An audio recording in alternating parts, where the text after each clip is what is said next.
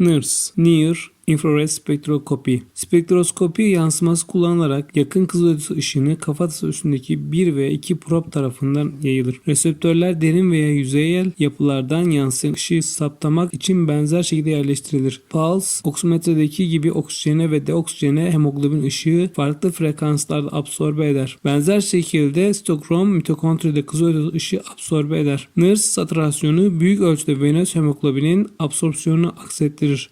Çünkü pulsatil arteriyel komponentleri ayırt edebilme yeteneği çok azdır veya yoktur. NIRS ölçümünde %40'tan az bölgesel satürasyonlar veya bazal ölçümlerin %25'inden daha büyük değişiklikler azalmış serebral oksidasyona sekonder nörolojik olayların habercisi olabilir. Skalpa kızılötesi ışınlar yollanır. Bu ışınların geri gelmesiyle beraber bize bir değer vermektedir. Bu değer sol tarafta gözüktüğü gibi 38-66.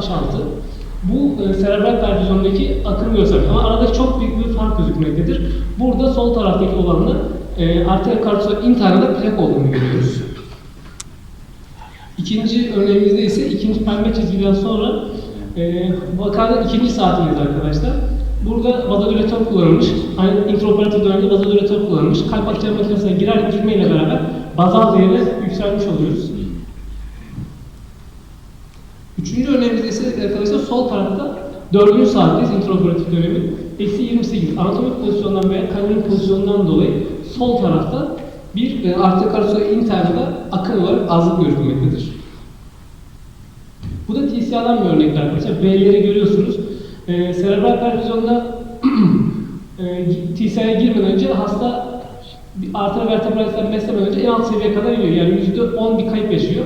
Daha sonra biz serebral perfüzyon arter vertebralisten başladığımızla beraber bazalın üstüne çıkıyor. Böyle birkaç kez karamadan dolayı gerçekleşti. Sonra diğer kısımda ise ikinci kısımda ise asenle aortanın posteriorunda kanama gerçekleşti. Bu kanamadan dolayı tekrardan TCA'ya girmiş olduk. TCA'ya girmeyle beraber biz serebral perfüzyona yeniden başlıyoruz. Serebral perfüzyon başlamayla beraber hastada %10'luk bir kayıp gerçekleşiyor. Normalde %30'a kadar inmiş olan kayıp %10'lara kadar iniyor.